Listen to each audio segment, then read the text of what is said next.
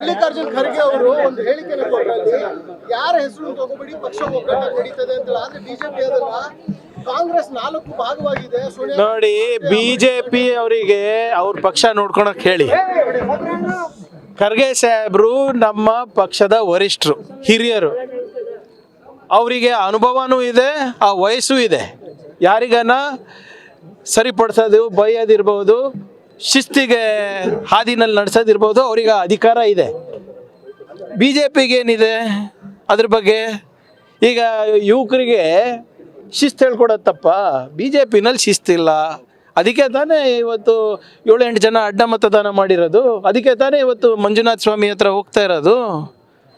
ಅವ್ರಿಗೆ ಅವ್ರ ಪಾರ್ಟಿ ನೋಡ್ಕೊಳಕ್ಕೆ ಹೇಳಿ. ಇವರೇ ನಮ್ಮ ಪಾರ್ಟಿ ಬಗ್ಗೆ ಏನು ಅವ್ರಿಗೆ ಚಿಂತೆ? ಏನಿದ್ರು ಬಹಿರಂಗವಾಗಿ ಖರ್ಗೆ ಸಾಹೇಬ್ರು ಯಾರ ಕಿವಿಯನ್ನು ಹಿಂಡ್ಬೋದು.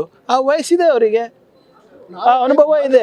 ಕಾಂಗ್ರೆಸ್ ಅನ್ನೋ ರೀತಿಯಲ್ಲಿ ಅರೆ 100 ಭಾಗ ಆಗಿದೆ ರೀ. ಅವ್ರಿಗೇನು ಸಮಸ್ಯೆ? ಒಳ್ಳೇದಲ್ವಾ? ನಮ್ಮ ಪಕ್ಷದಲ್ಲಿ ಒಗ್ಗಟ್ಟಿಲ್ಲ ಅಂದರೆ ಬಿ ಜೆ ಪಿಗೆ ಒಳ್ಳೇದಲ್ವಾ? ಅವ್ರಿಗೇನು ಸಮಸ್ಯೆ ಇದೆ? ಫಸ್ಟ್ ಅವ್ರು ನೋಡ್ಕೊಳಕ್ಕೆ ಹೇಳಿ. ಯಾರ್ಯಾರು ಅಡ್ಡ ಮತದಾನ ಮಾಡಿದ್ದಾರೆ ಅದನ್ನು ದಯವಿಟ್ಟು ಫಸ್ಟ್ ಅದ್ರ ಬಗ್ಗೆ ಪರಿಶೀಲನೆ ಮಾಡಿ, ಆತ್ಮಾವಲೋಕನ ಮಾಡ್ಕೊಳ್ಳಿ. ಸತ್ಯಶೋಧನಾ ಸಮಿತಿ ಏನು ರಚನೆ ಮಾಡಿದರೆ ಅದ್ರ ವರದಿ ಕೊಡಿ. ನೀವು ಆ 7 ಜನ 8 ಜನ ಯಾರು ಅಡ್ಡ ಮತದಾನ ಮಾಡಿದ್ದಾರೆ ಅವ್ರ ಹೆಸರುಗಳನ್ನು ಹೇಳಿ. ಅದಾದ್ಮೇಲೆ ನಮ್ಮ ಪಕ್ಷದ ಬಗ್ಗೆ ಚರ್ಚೆ ಮಾಡಿ. ಪಾಪ ಅಧ್ಯಕ್ಷರು ಮಂಜುನಾಥ ಸ್ವಾಮಿ ಹತ್ರ ಹೋಗೋಣ ಅಂತ ಇದ್ದಾರೆ, ಬೇರೆಯವ್ರು ಬೇಡ ಅಂತ ಇದ್ದಾರೆ. ಎಷ್ಟು ಭಾಗ ಆಗಿದೆ? ಇವರು ರಾಮನ ಹೆಸರಲ್ಲೇ ಲೂಟಿ ಮಾಡಿದವರು, ಮಂಜುನಾಥ ಸ್ವಾಮಿ ಅವ್ರ ಹೆಸರಲ್ಲೇ ಇವರು ನಿಜ ಹೇಳ್ತಾರೆ ಅಂದ್ಕೊಂಡವ್ರ ಇವರು? ಅಯೋಧ್ಯೆಯಲ್ಲಿ ಶ್ರೀರಾಮನ ಹೆಸರಲ್ಲೇ ಸಾವಿರಾರು ಕೋಟಿ ಲೂಟಿ ಮಾಡಿದಂಥ ಬಿ ಜೆ ಪಿಯವರು ಇವತ್ತು ಮಂಜುನಾಥ ಸ್ವಾಮಿ ಅವ್ರಿಗೆ ಬಿಡ್ತಾರಾ? ಮಲ್ಲಿಕಾರ್ಜುನ್ ಖರ್ಗೆ ಅವರು ಒಂದು ಹೇಳಿಕೆನ ಕೊಟ್ಟರಲ್ಲಿ ಯಾರ ಹೆಸರು ತಗೋಬೇಡಿ ಪಕ್ಷ ಒಗ್ಗಟ್ಟಾಗಿ ನಡೀತದೆ ಅಂತ. ಆದ್ರೆ ಬಿಜೆಪಿ ಅದನ್ನ ಕಾಂಗ್ರೆಸ್ 4 ಭಾಗವಾಗಿದೆ. ನೋಡಿ, ಬಿಜೆಪಿ ಅವರಿಗೆ ಅವ್ರ ಪಕ್ಷ ನೋಡ್ಕೊಳಕ್ ಹೇಳಿ. ಖರ್ಗೆ ಸಾಹೇಬ್ರು ನಮ್ಮ ಪಕ್ಷದ ವರಿಷ್ಠರು, ಹಿರಿಯರು.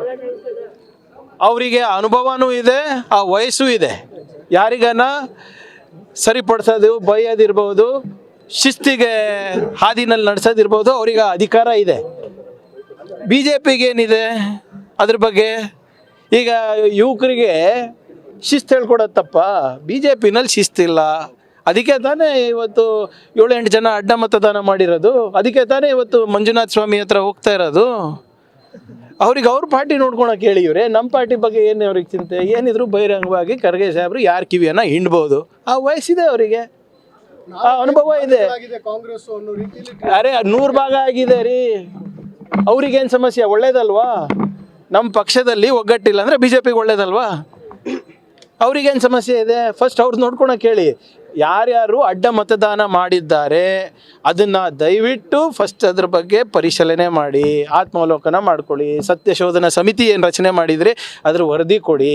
ನೀವು ಆ 7 ಜನ 8 ಜನ ಯಾರು ಅಡ್ಡ ಮತದಾನ ಮಾಡಿದ್ದಾರೆ ಅವ್ರ ಹೆಸರುಗಳನ್ನು ಹೇಳಿ. ಅದಾದ್ಮೇಲೆ ನಮ್ಮ ಪಕ್ಷದ ಬಗ್ಗೆ ಚರ್ಚೆ ಮಾಡಿ.